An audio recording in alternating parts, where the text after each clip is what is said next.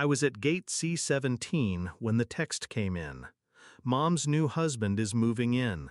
We packed your stuff in trash bags and put them on the curb. Don't come home. No punctuation, no hesitation. I stared at the screen until my boarding group was called. Replied with one word. Copy. Slid the phone back in my coat. Didn't blink, didn't breathe. I walked onto the plane, window seat, aisle empty. No one sat next to me. 43 minutes into the flight, I opened my laptop. No hesitation, just muscle memory. One encrypted email, a single line of instruction. Then I shut it, ordered black coffee, and watched the clouds slide below me like ghosts in retreat. 48 hours later, I had 15 missed calls. One of them was from a federal marshal. It wasn't the trash bags. It wasn't the man I hadn't met. It wasn't even that my son called him Dad by accident 6 months ago at a school assembly and pretended not to notice. It was the orchestration, the choreography of betrayal, the silence, the planning, the certainty that I wouldn't fight back. They'd built a new life inside my old one, quietly, room by room. He was a contractor, that's what she said. Good with his hands. I watched her say it at dinner once, across the table, her voice soft and glazed, like she'd already forgotten I was there. I remember chewing slowly, swallowing everything, even my own rage, because I wanted to see how far she'd go before she snapped her own spine in the lie. Turns out, she'd go all the way to the curb. I stayed in a rented apartment, paid cash, no address forwarding. I let them think I was gone.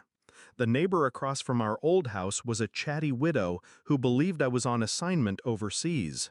She sent me ring footage every day.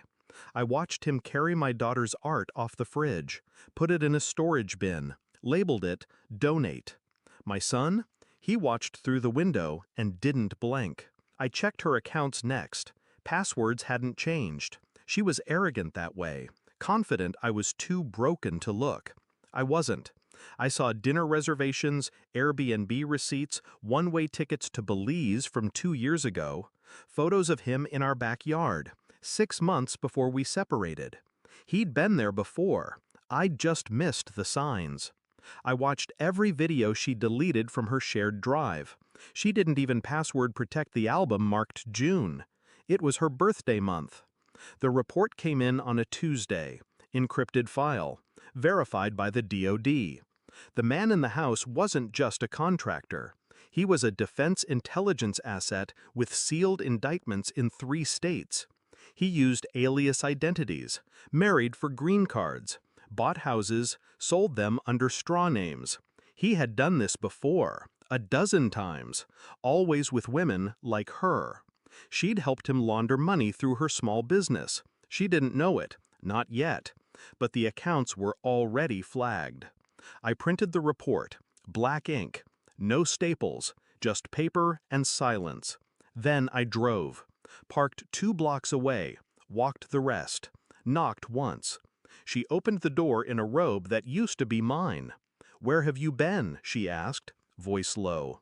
I handed her the file, watched her face collapse in stages. Confusion, recognition, horror. She clutched the doorframe to steady herself. Said nothing. Neither did I. He came home 20 minutes later. I was still in the driveway. He froze when he saw me. Car door half open, keys still in his hand. I smiled once. Not wide. Just enough to let him know I knew everything. She stumbled out behind me, holding the folder like it was radioactive. He asked me one thing. "Where'd you get this?" I didn't answer. Didn't need to. The black SUVs turned the corner seconds later. Federal marshals, unmarked. They moved fast. He ran. She screamed. I stood in the driveway, still holding my coffee, and watched her world fall in on itself. Quietly, efficiently, just like she'd planned mine. My son called me 2 days later. Said he didn't know. Said he didn't mean the trash bags. I told him it didn't matter, because it didn't. He'll understand one day. when trust is currency and silence is war. I moved to a new city. No name on the mailbox, no framed photos on the wall, just one line of ink on a single piece of paper pinned above the sink. Copy. I don't reply to messages anymore. I just watch, wait, and when the time comes, I answer.